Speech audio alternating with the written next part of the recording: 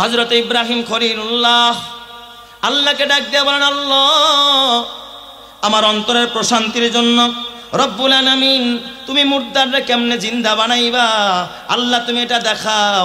আল্লাহর নবী যখন আবু জেহেল রে কয়, চাচা আবু জেহেল, ও চাচা কিয়ামতরে ভয় করেন, আল্লাহর আদালতে গিয়া হিসাব দেওয়া লাগবে, চাচা এতিমের মালগুলো এতিমরে দিয়ে দেন। তখন আবু জেহেল কি কয়, তোর কিয়ামত বিশ্বাস করি না, মরবো এটা আমরা বিশ্বাস করি না। আইজা কুন্না তুরাবান ওয়া ইজামান আইন্না লামাবউসুন, আরে মুইরা গেলে যখন হাড্ডি হয়ে যাবে এরপর কি আবার উড়াইব? কি কও তুমি, আজে বাজে কথা, বিশ্বাস করি না। নাউজুবিল্লাহ জোরে কোন সবাই।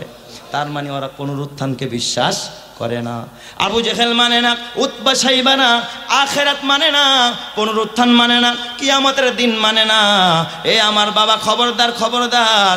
আল্লাহ তাআলা এই ঘটনার মাধ্যমে মুসলমানদের জাতির পিতা আবুল আম্বিয়ার মাধ্যমে আল্লাহ তাআলা মৃত্যুকে যে জিন্দা করতে পারবেন নজির স্থাপন করতে চায়। কিয়ামত পর্যন্ত আনেওয়ালা মানুষ যদি এই ঘটনা নিয়ে একটু গবেষণা করে একটু চিন্তা করে, তার ঈমানের জন্য, তার হেদায়েতের জন্য যথেষ্ট হয়ে যাবে। আল্লাহ এখানে যথেষ্ট করে দিবে ইনশাআল্লাহ। আল্লাহ তাআলা ইব্রাহিমের ডাক দেখে, ইব্রাহিম ফাখুজ আরবাআতাম মিনাত তাইর, ও ইব্রাহিম চারটা পাখি ধরো। কি ধরো? চারটা পাখি ধরো। ফাসুরহুন্না ইলাইক, ইব্রাহিম চারটা পাখি ধইরাই না, তারপরে পোষ মানাও, এগুলোর পালো, লালন পালন কইরা পোষ মানাও, নিজে ডাকলে যেন কাছে আসে। কিছুদিন লালন পালন করো, দেখবেন পাখিকে লালন পালন করলে পাখি পোষ মানে, বিড়ালও পোষ মানে, মুরগিও পোষ মানে, এ বাবা বিভিন্ন পশু পাখি এমনকি বাঘ পর্যন্ত মানুষের পোষ মানে। ঠিক না বেঠিক যে দেখুন, কিছু মানুষ আছে না বাঘ পালে, একসাথে বাঘরে নিয়ে ঘুমায়, বাঘের গলা ধরে, আছে না? আল্লাহ তাআলা বললেন ফাখুজ আরবাআতাম মিনাত তাইর, ইব্রাহিম চারটা পাখিকে তুমি ধরো। ফাসুরহুন্না ইলাইকা, এই পাখিগুলোকে তুমি পোষ মানাও। তাফসীরের কিতাবে লেখে ইব্রাহিম খলিলুল্লাহ এবং হাদিসে এসেছে চারটা পাখি ধরেছে। কোন কোন পাখি ধরেছে বাবা? এক নম্বরে ইব্রাহিম খলিলুল্লাহ ময়ূর পাখিকে ধরেছে। কি পাখি ধরছে? ময়ূরকে ধরেছে। এ আমার বাজান আল্লামা আলুসি বাগদাদি তাফসীরে রুহুল মানির মধ্যে হিকমত লেখে, এই চারটা পাখি ধরেছেন, চার পাখির মধ্যে এক নম্বরে ময়ূর কেন ধরলেন? কয় চারটা পাখির মধ্যে এমন কিছু খাসলাত আছে যেই খাসলাতগুলো হুবহু 100% মানুষের মধ্যে আছে। এই পাখিগুলোর মধ্যে যেই খাসলাত 100% কার মধ্যে আছে? মানুষের মধ্যে আছে। ওই পাখির মধ্যে একটা পাখির নাম কি? ময়ূর। পেখম খুলে নাচে, আছে না? এই ডানা কি সুন্দর, আয় হায় রে, ময়ূর পেগম খুলে তারপরে নাচে। ময়ূরের কত সৌন্দর্য। ময়ূর হয় অহংকারী, উজুব। ময়ূরের মধ্যে উজুব আছে। উজুব মানে কি? অহংকার। আরে আমার চাইতার বড় কে, আমার চাইতার সুন্দর কে, আমার চাইতে বড় নেতারা আবার কে, আমার ঘরের চাইতে বড় ঘরটা কে, এই রকমের হিংসা, এই রকমের অহংকার বলেন তো মানুষের মধ্যে কম না বেশি? দুনিয়াতে কেউ ছোট হতে চায়? সবাই বড় হতে চায়। ও পর্দানের মা, মাগো, সব মা সুন্দরী সাজতে চায়। এই জন্য বিউটি পার্লারে গিয়া বুরু ফেলাপ করে, চুলের বক কাটিং করে। আমার মা নটশাটো কাপড় পরে পর্দা ছেড়ে দেয়, বেপর্দায় রাস্তায় রাস্তায় ঘুরে বেড়ায়। আমার বোনটাও রূপচর্চা করে, পার্লারে যায় প্রতি সপ্তাহে সপ্তাহে রূপচর্চার জন্য। রূপচর্চা কেন করস রে তুই? এখন রূপচর্চা করে কারে দেখাবি? মানুষকে দেখাবি, তোর রূপের সৌন্দর্য দেখাবি। এটাই তো তোর ভিতরে উজুব পয়দা করে। ময়ূর যেমন তার পেখম খুলে সৌন্দর্য দেখায়, তুই কি তোর সৌন্দর্য দেখাইতে চাস? পাখি ড্রেস কেন লাগবে? কিরণমালা কেন লাগবে? এত দামি আইলিনা কেন তোর চোখে পড়তে হবে? স্বামীরে দেখায় না, যখন অফিসে যায় তখন এত সাজুগুজু করে। কারে দেখাবি? কলিগরে দেখাবি। কলেজে যাওয়ার সময় কারে? স্টুডেন্টে দেখাবি। কসম আল্লাহর, কেউ যদি তার রূপের সৌন্দর্য বেগানা মানুষকে দেখানোর জন্য রূপের সৌন্দর্য সাজে, এ বাবা রূপচর্চা করে, কসম আল্লাহর কিয়ামতের ময়দানে তার রূপ তারে খোদার জাহান্নামে নিয়ে ছাড়বে। কথা ঠিক না বেঠিক যারে কান? আমার সোনার মা বোনেরা শোনো দিয়া মন, নারী হয়ে জন্ম তোমার পর্দা প্রয়োজন। পর্দা হলো দিনের বিধান, মেনে চলো তাই। পর্দা ছাড়া চললে নারীর কোনো মূল্য নাই। মেয়েরা যে মায়ের জাতি, কত যে সম্মান। পর্দা ছাড়া আজ নারী হচ্ছে অপমান। পত্রিকারি পাতা খুললে প্রায় দেখা যায় এসিড নিক্ষেপ, নারী ধর্ষণ, এসব খবর রয়। পর্দা করে চললে নারী পাবে সবার শ্রদ্ধা, শয়তানেরই পোশাক ছেড়ে করো দিনের পর্দা। আল্লাহ আমার প্রতিটা মা বোনকে পর্দা মেনে চলার তৌফিক দান করো, জোরে কান আমিন। আরো জোরে বলেন আমিন। তাইলে মা, ও মা, তোমার রূপের সৌন্দর্য দেখবে শুধু তোমার স্বামী, দুনিয়ার কোনো পরপুরুষকে সৌন্দর্য দেখানো যাবে না। তোমার পোশাকের সৌন্দর্য দেখবে তোমার স্বামী, তোমার অলংকারের সৌন্দর্য দেখবে তোমার স্বামী। অথচ ঘরে থাকো পেতনির মতো, যখন পার্টিতে যাও তখন তুমি এত রূপচর্চা করো, কারে দেখাইবা মা? স্বামীরে দেখানো মাকসাদ না, কসম আল্লাহর। মা, কবরে যেতে হবে। ও মা, আমারও মা আছে, আমারও বিবি আছে, আমারও বোন আছে। মা, ভালো হয়ে যাও, এখন থেকে এই জীবনটাকে আল্লাহর পথে সঁপে দাও, নবীর পথে সঁপে দাও। মরতে দেরি হবে, আল্লাহর জান্নাতে যাইতে একটা সেকেন্ড দেরি হবে না, কথা ঠিক কিনা? তাহলে এই উজুব আছে কার ভিতরে? ময়ূরের ভিতরে। এই জন্য সর্বপ্রথম ইব্রাহিম নবী কোন প্রাণীটা ধরছেন? ময়ূরকে ধরছেন। পেখম খোলেন আছে, রূপের সৌন্দর্য দেখায়। ইব্রাহিম খলিলুল্লাহ আরেকটা প্রাণী ধরলেন, ওই প্রাণীটার নাম মোরগ। এ যুবক ভাই, তোর হাতে পায়ে ধরে বলা যায়, মোরগের একটা খাসলাত দেখবেন গ্রামগঞ্জে, বিশেষ করে আমি টাঙ্গাইলে যতটা প্রোগ্রাম করেছি বেশিরভাগ জায়গায় আমার দেশি মোরগ খাওয়াইছে, আলহামদুলিল্লাহ। আপনাদের এলাকায় মনে হয় এটার একটু রেওয়াজ একটু বেশি, আলহামদুলিল্লাহ। হ্যাঁ, তো যেখানে মোরগ পালে পাশাপাশি কয়েকটা মুরগিও, খালি মোরগ পালেনি কেউ, খালি মুরগি পালেনি, কয়তার এটা ডিম পারবো না, বাচ্চা হইব না। মোরগের সাথে কি পালে? মুরগি পালে, মুরগির সাথে মোরগ পালে। কিন্তু বলেন তো, এই যে মালিক যখন সকালবেলা এই যে মুরগের কি ঘরটারে কি কয় আপনাদের এলাকায়?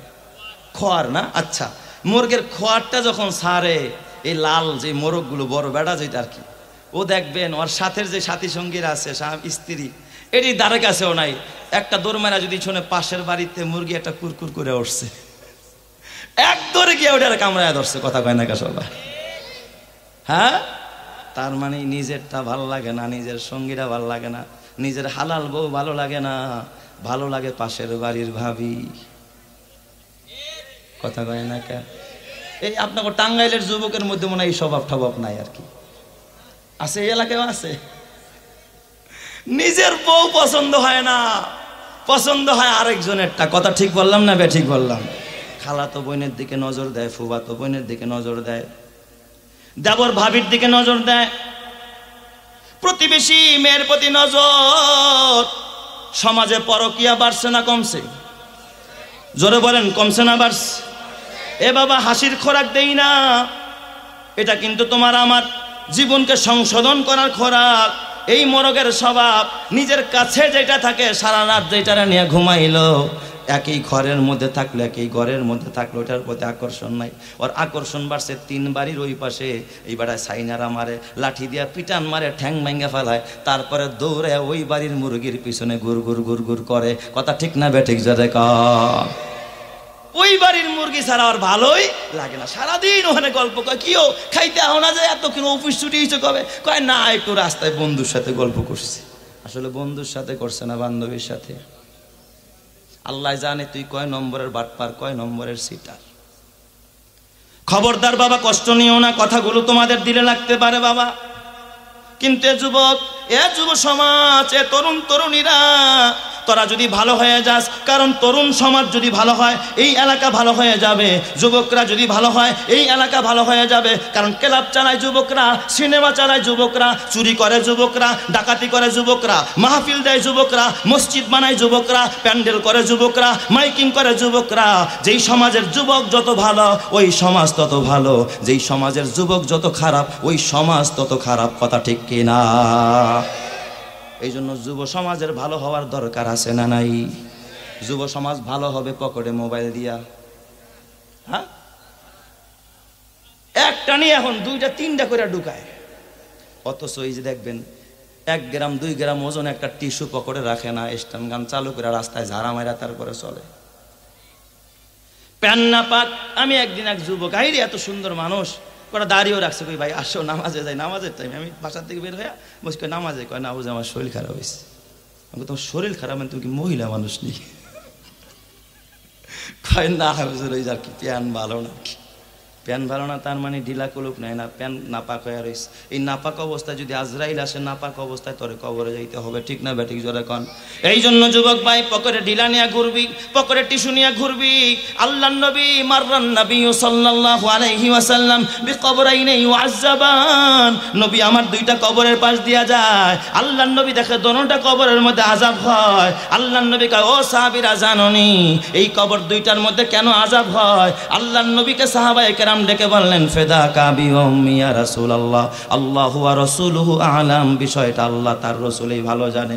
নবী আমার বলেন আম্মা আহাদুহুমা ফাহুয়া ইয়ামশি বিন নামিমা, এই এক কবরে আযাব কেন হয় জানোনি? এই ব্যক্তিরা সব সময় গীবাত করে বেড়াইতো, চার দোকানে বইসাই খালি মুখ ভেসকে ভেসকে খালি কইতো হুজুররা কত কথাই কয়, ঠিক না বেঠিক জোরে কন? ইমাম সাহেব কত কথাই কয়, শাইখুল হাদিস সাহেবরা কত কথাই কয়, মাদ্রাসাওয়ালারা কত কথাই কয়, তাবলীগওয়ালারা কত কথা কয়, পীর মাশায়েখরা কত কথা কয়, সব কি আর শোনা লাগে?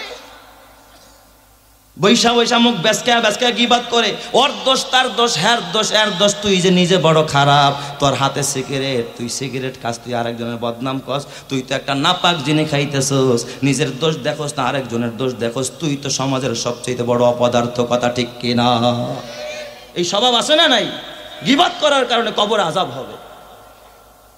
আল্লাহ তাআলা কোরআনুল কারীমের ভিতরে বলে ওয়াইলুল লিকুল্লি হুমাযাতিল লুমাযা, হুমাযা মানে যে গোপনে অগোচরে গীবাত করে, লুমাযা মানে যে প্রকাশ্যে গীবাত করে।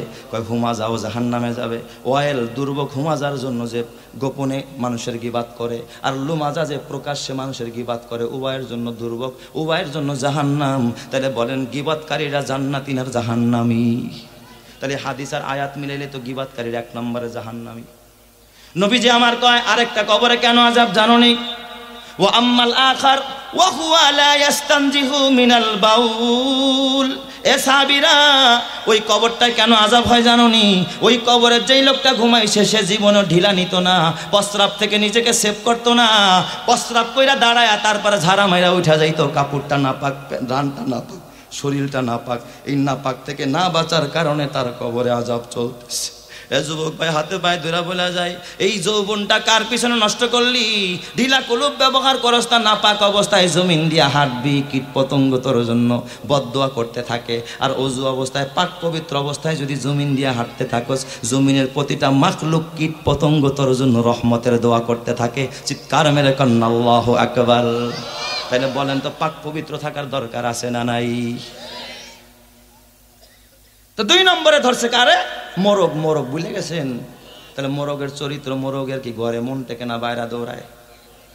নিজেরটার কাছে না পাড়া প্রতিবেশীর মহিলাদের কাছে? এই চরিত্র আমাদের মানুষের মধ্যে, যুবকদের মধ্যে মনে হয় নাই? হ্যাঁ, কিছু যুবতীদের মধ্যেও আছে না নাই? স্বামী ভাল লাগে না, স্বামী ভাল লাগে না। আল্লাহ তুমি হেফাজত করো, জোরে কান আমিন। এই জন্য সমাজে জিনা বাড়ছে, দর্শন বাড়ছে, পরকিয়া বেড়ে গেছে। আল্লাহর নবীর হাদিস শোনেন বাবা, যেই জমিনের মধ্যে পরকিয়া বেড়ে যায়, জিনা বেড়ে যায়, ধর্ষণ বেড়ে যায়, মদ বেড়ে যায়, ওই জমিনের মধ্যে একের পর এক আযাব আর গজব পাঠায় দেয় যিনি তিনি কে? এ আমার বাবা, এই জন্য খবরদার খবরদার, তোমার আমল যেমন হবে আসমানের মালিকের ফয়সালাও কিন্তু তেমনই হবে। ওয়ামাকারু মাকরান কুব্বারা, কি চক্রান্ত করবি, তোর থেকে বড় চক্রান্তের জবাবদাতা একজন, তিনি কে? আরো জোরে বলতে হবে তিনি কে? ওই আল্লাহ এখন আসে না নাই? আরো জোরে বলতে হবে আসে না নাই? এ যুবক, মোরগের চরিত্র থাক, নিজের বিবিরে নিয়ে সন্তুষ্ট থাক। ইব্রাহিম খলিলুল্লাহ তিনি 3 নম্বর আর একটা প্রাণী ধরলেন, তার নাম কাক। তৃতীয় প্রাণীটা কি? কাক, কাউয়া। কাউয়া চেনেননি আপনারা? কে কে চেনেন দেখি হাত তোলেন তো। হায় হায়, সবাই দিছি না, সুবহানাল্লাহ। হ্যাঁ, সবাই চেনে, আমি তো অত দুঃখই নেই, আপনারা বাড়াই কনকে আবার। আমি এক মাহফিলে গেছি, তো সেখানে আলোচনা প্রসঙ্গে একজনের নাম আসছে, এক পয়গম্বরের নাম, জাকারিয়া আলাইহিস সালামের কথা আর কি। তো জিজ্ঞাসা করছি, এই জাকারিয়া নবীরে কে চিনো? পিছন থেকে দেখি স্কুলের এক স্টুডেন্ট হবে আর কি, ইয়াং বয়সের, ও লাভ দিয়া 2 হাত উঁচা করে আমি চিনি। তো আমার ভিতরে কৌতূহল, হায় আল্লাহ, এই বাচ্চায় কেমনে চিনে? বলছে আচ্ছা বলো বাবা তুমি কেমনে চেনো? কয় আমাগো বাসার দোতলায় ভাড়া থাকে। কি কন, হ্যাঁ গো বাসার দোতলায় ভাড়া থাকে আর কি না। এটা কি সেই জাকারিয়া? জাকারিয়া নবী, আল্লাহর পয়গম্বর। সুবহানাল্লাহ জোরে কোন সবাই, আরো জোরে কোন আল্লাহু আকবার। নারায়ে তাকবীর, নারায়ে তাকবীর। আল্লাহ কবুল করো, জোরে কোন আমিন। কি ধরছে? কাক, কাক কাউয়া ধরছে। থেকে দেখবো ওটা আইসা খায় না। হ্যাঁ এই যে ওটা রাইখা দেয়, যে বুঝছে ভাই, দেখছে মনে হয় বাস্তবে। ওটা রাইখা আরেকটা তালাশে চলে যায়, এদিক দিয়ে আইসা দেয় এটাও নাই। অথবা কোন গাছে রাখছে, কোন টুয়ায় লুকাইছে, ও নিজেও খুঁজা পায় না। এই চরিত্র মনে হয় আমাকে আপনাদের টাঙ্গাইল এলাকার কারো নাই। হ্যাঁ, বাড়ি 5 তালা করছে, এখন 10 তালা করার লেগে পাগল হয়ে গেছে। পোলা 3টা গেছে আমেরিকা, আরেকটারে কানাডায় পাঠানোর লেগা, সিটিজেনশিপ বানানোর লেগা, আধা পাগল। এক লোক আইসা কয় হুজুর শরীরটা বেশি ভালো না, মনটা পল্লবীর আর কি। মনটাও ভালো না হুজুর, ইদানিং বেশি একটা সুবিধা। কি হয়েছে ভাই? কয় না ওই 2 পোলায় তো ওই করছে, আরেক পোলারে চাইছিলাম কানাডায় একটু সিটিজেনশিপ করার জন্য, কানাডা শান্তির জায়গা, এটা হইতেছে না হুজুর, খুব অশান্তিতে আছে। ও আমি কই কানাডায় সিটিজেনশিপ হয়ে গেলে খুব শান্তি পেয়ে যাবেন। কানাডা কি আপনার বেহেশতের টিকিট দিছে নাকি? কথা কয় না কা সবাই? খবরদার মুসলমান, নদীর কুল ভাঙে ও কুল গড়ে, এই তো নদীর খেলা। সকাল বেলার ধনীরে তুই ফকির সন্ধ্যাবেলা। তুমি মনে করছো কানাডাবাসী বড় ভালো আছে? নদীর এপাল থেকে ওপারের কাশ ফুলগুলো সুন্দর দেখা যায়, কাছে গেলেই বোঝা যায় কতটা সুন্দর না অসুন্দর। ঠিক না বেঠিক জোরে কর। আরেকজনের 5 তালা দেখে তোমার জ্বালা পড়া শুরু হয়েছে, আরে আমি পারলাম না, অশান্তি, ওদের মনটা ভালো না। ওর পোলায় 10 লাখ পাড়ায় মাস, আর আমার পোলায় গিয়া ধরা খায় বসে রয়েছে, আমার কপালটা শেষ। আল্লাহর নবীরা হাদিস শোনেন, লা হাসাদা ইল্লা ফি ইসনাইন। নবীজি কয় 2 জিনিস ছাড়া প্রতিযোগিতা করা যাবে না। রজুলুন আতাহুল্লাহু মালান ফাসাল্লাতাহু আলা হালাকাতিহি ফিল হক। ওই ব্যক্তির নিয়ে প্রতিযোগিতা করা যায় যেই ব্যক্তি তার মাল আল্লাহর রাস্তায় খরচ করেছে, মসজিদ একটা বানাইছে। এ বাবা বাইতুর রহমান মসজিদ, জামে মসজিদ এই এলাকার মুসল্লিরা একটা বানাইছে। পাশের এলাকার লোকরা যদি প্রতিযোগিতা করা কয়, অগোটা 2 তালা আমগোটা 5 তালা বানামো, বলেন তো এই রকমের প্রতিযোগিতা করা গুনার কাজ না সওয়াবের কাজ? আরো জোরে কোন সওয়াবের কাজ। আল্লাহু আকবার জোরে কোন সবাই। প্রতিযোগিতা করবি তো এ বাবা, ওই মাল নিয়ে প্রতিযোগিতা কর, আল্লাহর রাস্তায় দেওয়া নিয়ে প্রতিযোগিতা কর, মসজিদ বানানো নিয়ে প্রতিযোগিতা কর, মাদ্রাসা বানানো নিয়ে প্রতিযোগিতা কর, বাড়ি বানানো নিয়ে প্রতিযোগিতা করিস না। পদ পদবি নিয়ে মারামারি কইরা মসজিদের সভাপতির পদ দখল করার জন্য ওই দিন শুনলাম ব্রাহ্মণবাড়িয়ায় একটা মার্ডার, 3টা কি হয়েছে, আহত হয়েছে। নাউজুবিল্লাহ কোন সবাই। কি করবি? পদ পদবি দিয়া তোর পদ তোরে খাওয়ায় না, তোর পদবি তোরে খাওয়ায় না। একমাত্র ক্লানেওয়ালা প্লানেওয়ালা ইজ্জত দেনেওয়ালা যিনি, তিনি কে? আরো জোরে বলতে হবে, তিনি কে? ঈমানের পথে অভিচল থেকে আমার মরণ যেন হয়, তোমারই কাছে মিনতি আমার, মহামহিম দয়াময়। ঈমানের পথে অভিচল থেকে আমার মরণ যেন হয়, ঈমানের পথে অভিচল থেকে আমার মরণ যেন হয়। প্রতিদিন মিথ্যের মুখোমুখি হয়, বেদিন ফাসেকেরা করে হইচয়, আজাজিল এসে গোমরাহি সুর গানে করে তুলে মোহময়। ঈমানের পথে অভিচল থেকে আমার মরণ যেন হয়, তোমারই কাছে মিনতি আমার, মহামহিম দয়াময়। ঈমানের পথে অভিচল থেকে আমার মরণ যেন হয়। জোরে জোরে বলি আমিন, আরো জোরে বলি আমিন। এ আমার বাবা, খবরদার খবরদার। আল্লাহর নবী কয়, লা হাসাদা ইল্লা ফি ইসনাইন। রাজুলুন আতাহুল্লাহু মালান ফাসাল্লাতাহু আলা হালাকাতিহি ফিল হক। এটা হলো 1 নাম্বার। 2 নম্বর, রাজুলুন আতাহুল্লাহুল হিকমাতা ফাহুয়া ইয়াকদি বিহা ওয়া ইউআল্লিমুহা। ওই ব্যক্তির নিয়ে হিংসা কর, ওই ব্যক্তির নিয়ে হাসাদ কর, যেই ব্যক্তির আল্লাহ এলেম দিছে, এলেম অনুযায়ী সে আমল করে, ছাত্র বানায়, শাইখুল হাদিস হয়েছে মাদ্রাসার। তুই চিন্তা কর আমার পোলারে শাইখুল হাদিস বানামো, ও তাহাজ্জুদ 10 রাকাত পরে, আমি 20 রাকাত পড়বো, এলেম অনুযায়ী আমল কর। কসম আল্লাহর, এই প্রতিযোগিতা তোরে খোদার জান্নাতে নিয়ে যাবে। চিৎকার মেরে কন্না আল্লাহু আকবার। এই জন্য আমার আল্লাহর কোরআন বলে ওয়াসারিউ ইলা মাগফিরাতিম মির রাব্বিকুম ওয়া জান্নাতিন আরদুহাস সামাওয়াতু ওয়াল আরদ উইদ্দাত লিল মুত্তাকিন। বান্দা প্রতিযোগিতা করবি তো কর, প্রতিযোগিতা ক্ষমা নিয়ে প্রতিযোগিতা কর, খোদার জান্নাত নিয়ে প্রতিযোগিতা কর, যেই জান্নাতের পরিধি হবে 7 আসমান আর 7 জমিন। চিৎকার মেরে কন্না আল্লাহু আকবার। বলেন তো আপনার বাড়িটা বড় না খোদার জান্নাত বড়? তাহলে বাড়ি নিয়ে প্রতিযোগিতা করে লাভ কি? জান্নাত নিয়ে প্রতিযোগিতা করা দরকার, ঠিক না ব্যাঠিক? জোরে কন আল্লাহ তুমি বুঝার তৌফিক দান করো, জোরে কন আমিন। আমাদের অতিথিরা আজকে আসতেছে, আপনারা খুশি না বেজার? মেহমানরা যত বেশি আসে বরকত তত কি হয় বলেন? বেশি হয়। মজলিসের সকল দাওয়াতি মেহমানরা যখন আসে খোদার বরকত আসে। এই জন্য ভাই আমরা বসে পড়ে যাই, জান্নাতি বাগান আমি অল্প সময়ে শেষ করব। আল্লাহ আমাদের সবাইকে কবুল করেন, সবাই বলে আমিন। আরো জোরে বলে আমিন। এ আমার বাবা, তাহলে ওই যে বলতেছিলাম কাউয়া, ভালো আছেন?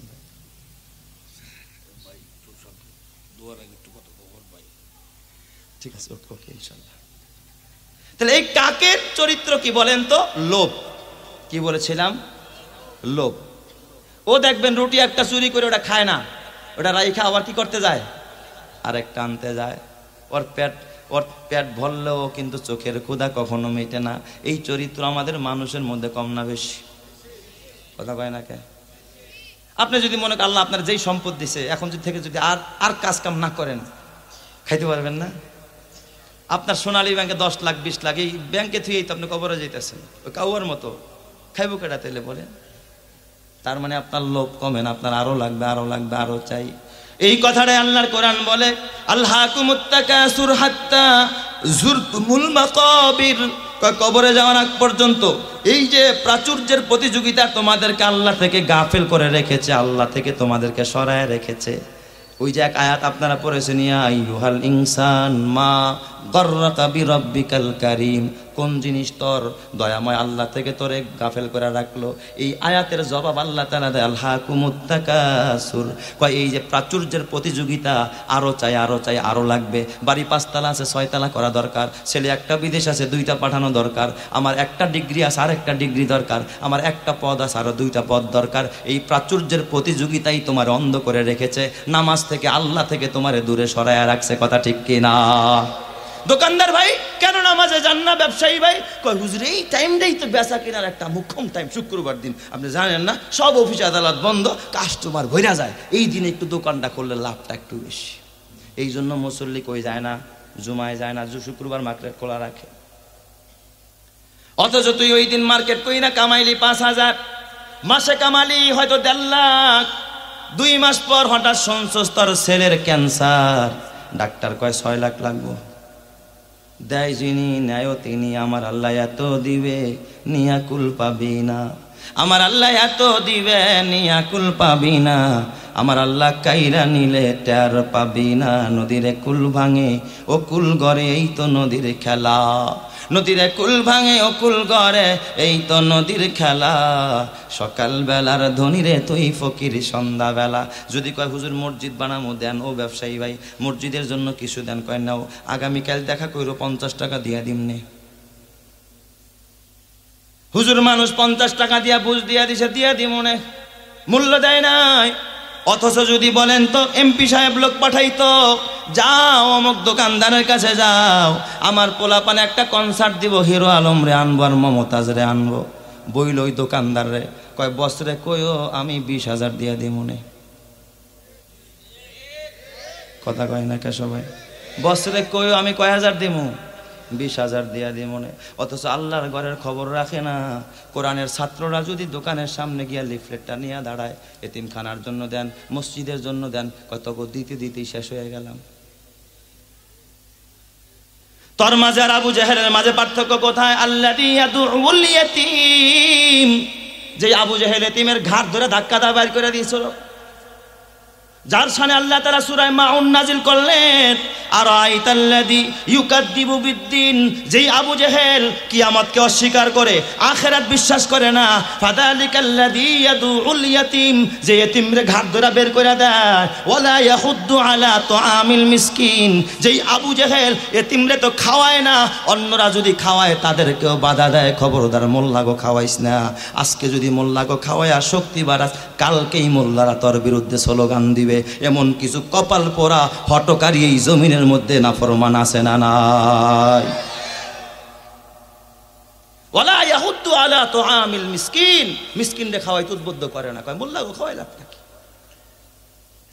অথচ আল্লাহর নবীর আল্লাহ তাআলা ডাক দিয়া কালাম ইয়াজিদিকা ইয়াতীমান ফাআওয়া, এ নবী আমার, আপনারা কিন্তু আমি এতিম পেয়েছিলাম, আমি আশ্রয় দিয়েছি, অতএব এতিমের শুকরিয়া আপনি কেমনে আদায় করবেন? ফাআম্মাল ইয়াতীমা ফালা তাকহার, খবরদার এতিমরে আপনি কখনো ধমক দিবেন না। আল্লাহর নবীরে আল্লাহ কয় এতিমরে ধমক দিবেন না। তুই কে? এই বেটা তুই কে? এ বেটা তুই কে? তুই কোন মায়ের সন্তান? আমার নবী, যিনি আল্লাহর পরে যার মর্যাদা, তোর নেতার থেকেও আমার নবীর দাম কম না বেশি? হাজার নয়, লক্ষ নয়, কোটি কোটি গুণ বেশি। ওই নবীর আল্লাহ ডাক দেয়া কয় ফাআম্মাল ইয়াতীমা ফালা তাকহার, হে নবী আমার সাবধান, এতিমরে ধমক দিবেন না, এতিমের দিকে চোখ রাঙায় কথা বলবেন না। তাহলে তুই কে বেটা?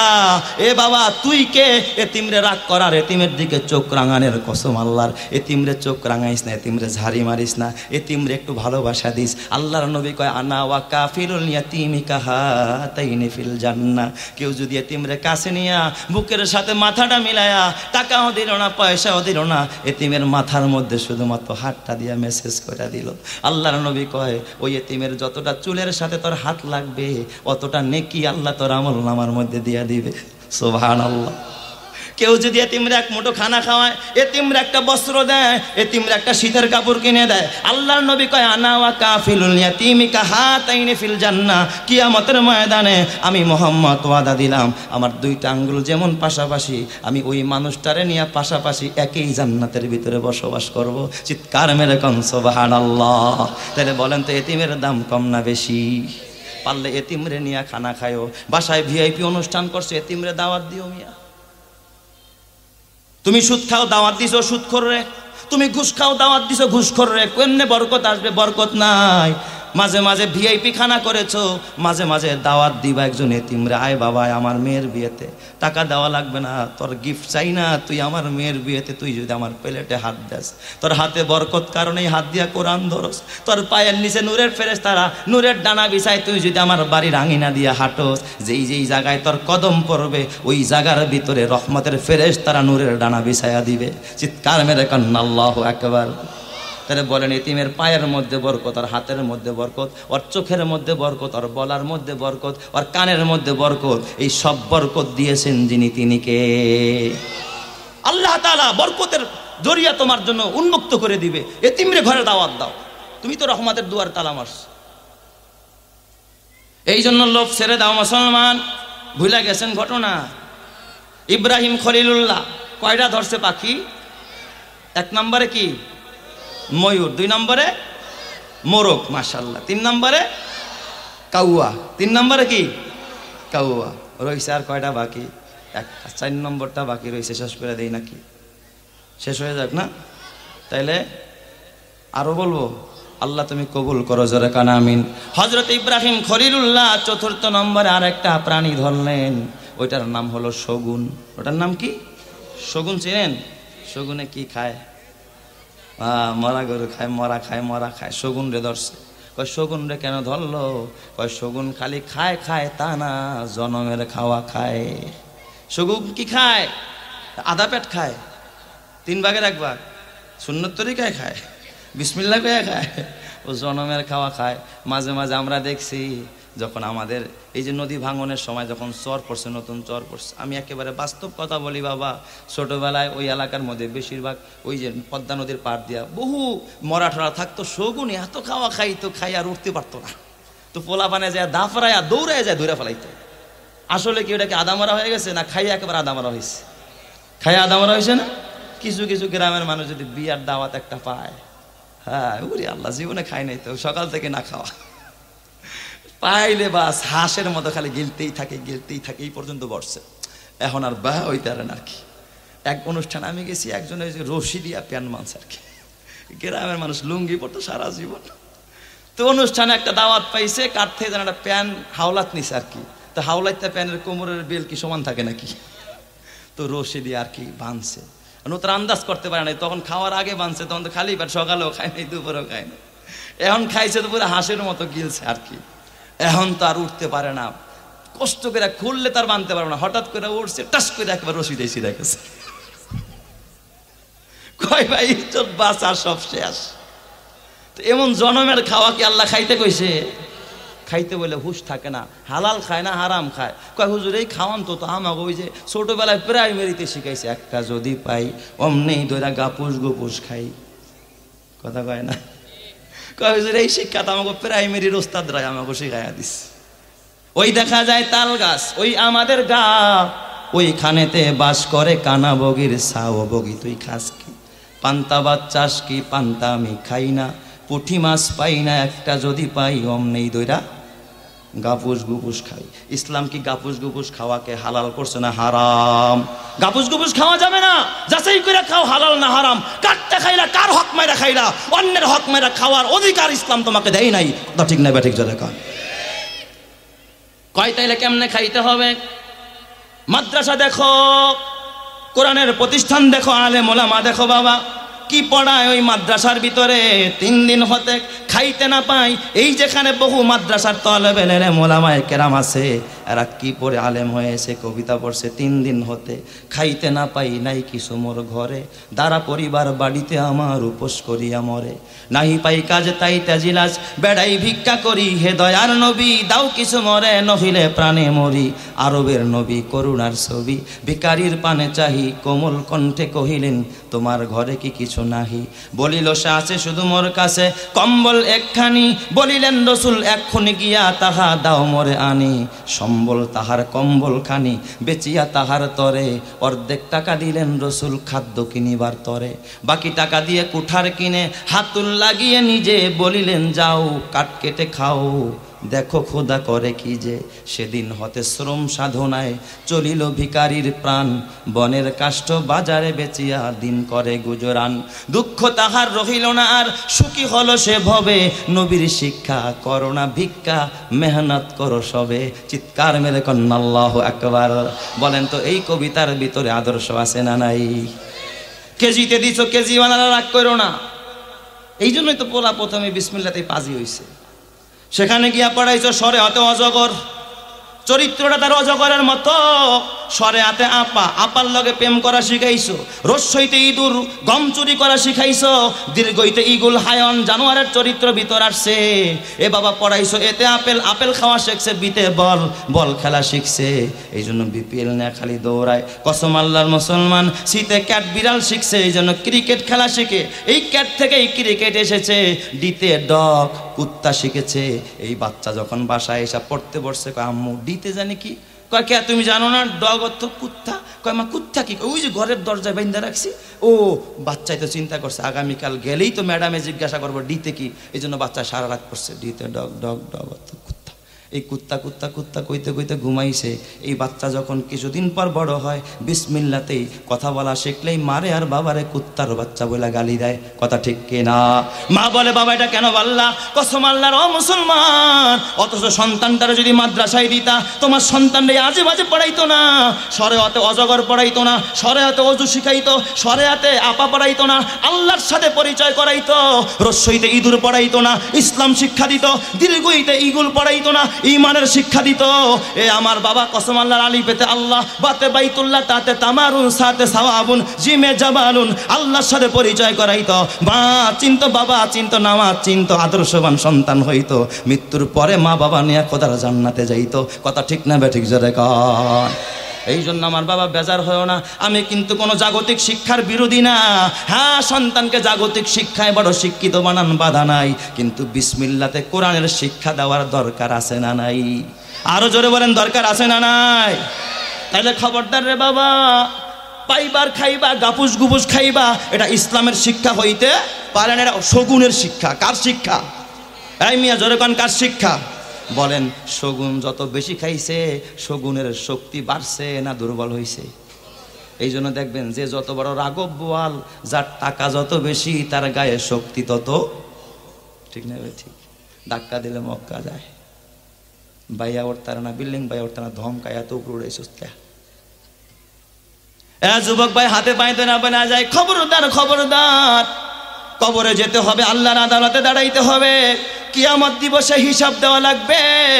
এই জন্য শগুন ধরলেন, এই চারটা প্রাণী ধইরা ইব্রাহিম খলিলুল্লাহ, এরপরে ফাসুরহুন্না, আল্লাহ বললেন এই ইব্রাহিম পোষ মানাও, পাখিগুলোকে কাইটা কাইটা টুকরা টুকরা করো।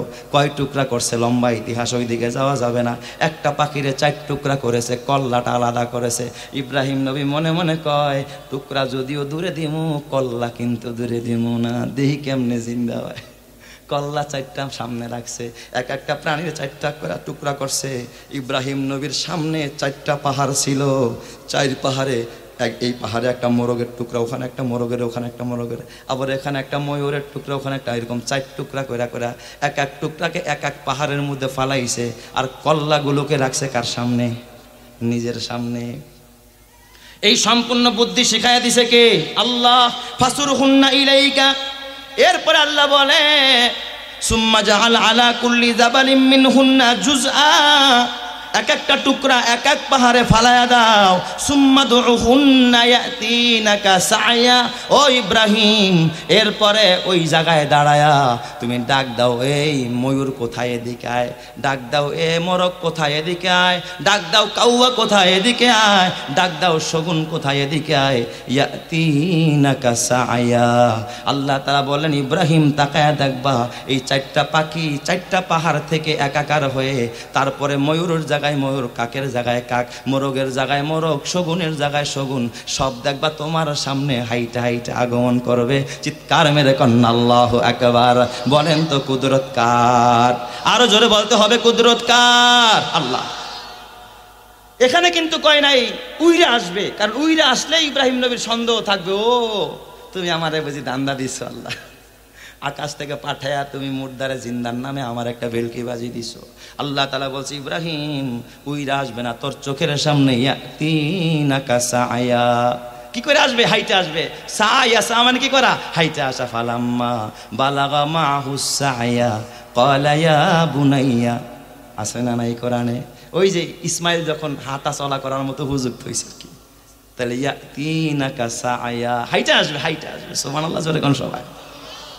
ইব্রাহিম নবী করছে কি, টুকরা টুকরা কইরা এই 4টা পাহাড়ের উপরে বিস্তীর্ণ করে দিছে, আর কল্লাগুলো সামনে রাখছে। ডাক দিছে ময়ূরে দিকায়, ডাক দিছে কবুতরে, আরে কাকে দিকায়, মোরগে দিকায়, ময়ূর পাখি দিকায়, শগুনে দিকায়। ডাকতে দিলে আপনারা এই যে ঘুল্লা বাতাস দেখছেন নি? ঘুল্লা বাতাস দেখছেন? বাতাসে পাক খায় কিছু, এই যে লাকড়ি লুকড়ি থাকলে এগুলো পেঁচায়, ঠিক এরকম একটা বাতাস। তাফসীরে কিন্তু ভাবে লেখে, একটা পাক দিয়া ওই সব টুকরাগুলো একত্রিত হয়ে গেছে। টুকরাগুলো একত্রিত, ইব্রাহিম নবী তাকায় দেখে এই ঘুরতেছে ঘুরতেছে ঘুরতেছে, এর মধ্যে ময়ূর তৈরি হয়ে গেছে। ঘুরতেছে ঘুরতেছে এর মধ্যে কি কাক তৈরি হয়ে গেছে। ঘুরতেছে ঘুরতেছে এর মধ্যে শগুন তৈরি হয়ে গেছে। ঘুরতেছে ঘুরতেছে এর মধ্যে কি হয়ে গেছে গা, হ্যাঁ, কাউয়া তৈরি হয়ে গেছে। কল্লা ছাড়া, কল্লা নাই। কল্লা কার কাছে? ইব্রাহিমের সামনে। ওই ওই সবগুলো তো 4 পাহাড়ে একত্রিত হয়ে 4টা কল্লা ছাড়া খাইতে আসতেছে, আগমন করতেছে। ইব্রাহিম নবী কল্লাগুলো ধরে রাখছে, দেখি কেমনে যায়। যখন ময়ূর আসছে, ময়ূরের কল্লাটা এইভাবে ধরছে, চুমুকের মতো লেগে গেছে। যখন সামনে আসছে, কাকের কল্লা কাকের সামনে, মোরগের কল্লা মোরগের সামনে, শকুনের কল্লা শকুনের সামনে। ঠিক আগে যেমন জ্যান্ত ছিল কাটা সেরা ছাড়া, সঙ্গে সঙ্গে ওই রকমের জ্যান্ত কাটা ছাড়া একেবারে পুরা একেবারে জিন্দা, আগের চাইতে আরো সুন্দর হয়ে গেছে। চিৎকার মেরে কান্না আল্লাহু আকবার। তাহলে বলেন তো মুর্দাকে জিন্দাকারী যিনি, তিনি কে? হযরত ইব্রাহিম পয়গম্বর বলেন, قال أعلم أن الله عزيز حكيم, আল্লাহ আমি তো জানি তুমি সর্বময় পরাক্রমশালী, সব কিছু করণেওয়ালা জাত যিনি, তিনি কে? ওয়ালাম আন্নাল্লাহ আজিজুন হাকিম, জেনে রেখো আল্লাহ হলেন পরাক্রমশালী, আল্লাহ হলেন ক্ষমতাধর। আল্লাহর ক্ষমতার উপরে কারো ক্ষমতা নাই। তাহলে সর্বময় ক্ষমতার মালিক কে? আল্লাহ। আমার বাবা, আমি বিদায় নিবার লম্বা করব না, লম্বা করলে অনেক সময় চলে যাবে। কিয়ামতের ময়দানেও বাবা ইসরাফিল 3 বার সিংহায় ফুৎকার দিবে। প্রথম ফুৎকারে কম্পন সৃষ্টি হবে, ভূমিকম্প হবে, জালজালা কায়েম হবে। দ্বিতীয় ফুৎকারে সব উলট পালট হয়ে যাবে, মেসাকার একাকার হয়ে যাবে, সবগুলো রেজা রেজা হয়ে যাবে। তৃতীয় ফুৎকারে কবরবাসী কবর থেকে উঠা আরম্ভ করবে। আল্লাহর নবী কয় আনা আউয়ালু মাইয়ুনশাক্কু আনহুল কবরু ইয়াউমাল কিয়ামা। কিয়ামতের ময়দানে যখন মুর্দাগুলো কবর থেকে উঠবে, সর্বপ্রথম আমার কবরটা ফেটে যাবে। আমি মোহাম্মদ সবার আগে কবর থেকে দাঁড়াবো, আর আমার পিছনে পিছনে সমস্ত কবরবাসী কবর থেকে দাঁড়াবে। চিৎকার মেরে কান্না আল্লাহু আকবার। আরো জোরে বলেন আল্লাহু আকবার। তার মানে আমাদের নবী সেরা, আমাদের উম্মতেরাও সেরা। বাবা আসছি সবার পরে, যাব সবার আগে। আল্লাহর নবী কয় লা ইয়াদখুলুল জান্নাতা আহাদুম মিনান নাবিয়িনা হাত্তা আদখুলাহা। কোন নবী আমি মুহাম্মাদের আগে জান্নাতে যাইতে পারবে না। আমি মুহাম্মদ সবার আগে জান্নাতে যাব। ওয়ালা ইয়াদখুলাহা আহাদুম মিনাল উমাম হাত্তা তাদখুলাহা উম্মতি। উম্মতের পালা যখন হবে, অন্য কোন নবীর উম্মতরা আগে জান্নাতে যাইতে পারবে না। আমি মুহাম্মাদের উম্মতরা আগে জান্নাতে যাবে, এরপর অন্য অন্য নবীদের উম্মতেরা জান্নাতে যাবে। বাবা, তোমার হাতে পায়ে ধরে বলি, ওই শ্রেষ্ঠ নবীর শ্রেষ্ঠ উম্মত শুধু মুখে দাবি করলে হবে না, নবীর আদর্শ জীবনে বাস্তবায়ন করার দরকার আছে না নাই? আরো জোরে বলেন আছে না নাই? তাহলে বলেন, নবীর আদর্শ দাড়ি রাখা না কাটা? নবীর আদর্শ টুপি পকেটে ঢুকানো না মাথায় দেওয়া? নবীর আদর্শ বাবা বলেন তো নামাজ পড়া না নামাজ ছাড়া? এই জন্য আমি বিদায় কালে দোয়া করার আগে, অতিথিরা বসে আছেন, কথা বলবেন, দোয়া হবে ইনশাল্লাহ। আমি 5টা আশেকে রসুল দেখতে চাই। ও যুবক ভাই, খালি মাহফিল দিলে হবে না, ওয়াজকে বাস্তবে প্র্যাকটিক্যালে কাজে লাগাইতে হবে। এখানে এমন কে আসো 5 জন যুবক যে আমরা এতদিন দাড়ি কাটছি, আজকে থেকে আর দাড়ি কাটবো না, নবীর সুন্নত জিন্দা করব, নবীর সুন্নতি দাড়ি রাইকা তারপরে খোদার জান্নাতে যাব। 1 নম্বরে কে আসো তার লগে আমি দোস্তি করবো, আলেমের সাথে। আসো ভাই, কাছে আসো, কাছে আসো ভাই, তোমার সাথে আমি হাত মিলাম, তুমি আমার দোস্ত। আসো, সামনে আসো ভাই, আসো। মাশাআল্লাহ, এই যে যুবক ভাই, আর কে আছেন? এই যুবক ভাইরা আসো, এই সুযোগ আর পাবি না, কালকে মরে যাইতে পারোস। আয় আয়, নবীর আশেক। কি নাম ভাই আপনার? মাশাআল্লাহ, সৈয়দ মাহবুবুর রহমান হিটলু ভাই। মাহবুবুর রহমান মানে রহমানের প্রিয়। আল্লাহ আমার মাহবুব ভাই নবীর প্রেমে আল্লাহ সুন্নতি দাঁড়িয়ে রেখে দিবে, নবীর মহব্বত আল্লাহ মাহবুব ভাইরে কবুল করো। আপনার নাম কি ভাই? আবু রায়হান ভাই, দাঁড়িয়ে রেখা দিবে, আল্লাহ কবুল করো। নবীর সুপারিশ মিলাইও, হাউজে কাউসারের পানি পেলাইও, জোরে কানা আমিন। তুমিও রাখবা মাশাআল্লাহ, তোমার তা ইনশাল্লাহ কাটবা না তো ইনশাল্লাহ? কি নাম তোমার? সাজিদ খানও দাঁড়িয়ে রাখবা, আল্লাহ কবুল করো। আল্লাহ ওলি বানায় নিও, জোরে কানা আমিন। আর 2 জন মানুষ লাগে, 2 জন মানুষ কে আছেন দাঁড়িয়ে রাখবেন? যুবক ভাই, 2টা মানুষ চাই। আল্লাহ তুমি কবুল করো। আল্লাহ আজকের মাহফিল সার্থক। এই 5টা মানুষ যদি জান্নাতি হয়ে যায়, কিয়ামতের ময়দানে এলাকাবাসী বলবে, আল্লাহ 1000 লক্ষ টাকা খরচ করে মাহফিল দিয়েছি, মানুষগুলো হেদায়েত পেয়ে তোমার জান্নাতি হয়ে গেছে। আমার আল্লাহ তোমার জান্নাতি বানাবে। কি নাম বাজান তোমার? আব্দুর রহমানও দাঁড়িয়ে রাখবে, আল্লাহ কবুল করো। আল্লাহু আকবার। এই যুবক আয়, আরেকটা মানুষ 5 নাম্বার। কে পারবি যুবক ভাই? আয় আয়, আল্লাহ তোরে কবুল করবে, আল্লাহ নেক হায়াত দিবে। দেখছেন ছোটদের দিন কত নরম। হযরতে আলী 8.5 বছরে কালিমা পড়ছে, জোরে কন্না আল্লাহু আকবার। কি নাম বাবা তোর? রফিকুল ইসলাম, ইসলামের বন্ধু। মাশাআল্লাহ, তোমার নাম? মোহাম্মদ আব্দুল্লাহ। মাদ্রাসায় ভর্তি হইবা, ঠিক আছে? তোমার আব্বুরে বলবা, আল্লাহ কবুল করো, আলেম বানায় দাও, জোরে বলেন আমিন। আল্লাহ হযরতে আলী ছোটবেলায় আর 8.5 বছর বয়সে কালিমা পড়েছে। মাজ এবং মুআওয়াজ 2 জন কিশোর মানুষ পৃথিবীর ভিতরে সবচেয়ে বড় কুলাঙ্গার আবু জেহেলকে খতম করেছে। তাহলে বলেন, বাচ্চাদেরও ভূমিকা ইসলামের জন্য কম না বেশি? আরো জোরে বলেন, কম না বেশি? পৃথিবীর ইতিহাসে সর্বপ্রথম মাদ্রাসা দারুল আরকাম, এই এই আর দারুল আরকাম এই মাদ্রাসা এই বাড়িটা ছিল আরকাম ইবনে আবিল আরকামের বাড়ি। এই আরকাম ইবনে আবিল আরকাম 16 বছর বয়সে কেউ বাড়ি দেয় না দিন শিকার জন্য। আরকাম ইবনে আবিল আরকাম ডাক দিয়া কয়, আমার ঘরটা আমি নবীরে দিয়ে দিলাম, ইসলামের জন্য দিয়ে দিলাম, আমার বাড়িতেই সর্বপ্রথম ইসলামের মাদ্রাসা প্রতিষ্ঠিত হবে। চিৎকার মেরে কন্যা আল্লাহু আকবার। ওই বাবার জীবন ধন্য, যেই বাবার জায়গায় মাদ্রাসা হয়েছে, ওই মায়ের জীবন ধন্য, যেই মায়ের টাকায় মাদ্রাসা হয়েছে, ওই এলাকার ব্যবসায়ীর জীবন ধন্য, আমার ওই নেতা নেত্রী ভাইয়ের জীবন ধন্য, যার টাকায় এই ধর্মীয় প্রতিষ্ঠান চলে। আজকের ওয়াজ মাহফিলটা হইল, আল্লাহ তাআলা যেন প্রতিটা ভাই বোনকে, প্রতিটা সামাজিক নাগরিককে, প্রতিটা ব্যবসায়ীকে আল্লাহ তাআলা এই মসজিদের উসিলায় মাদ্রাসা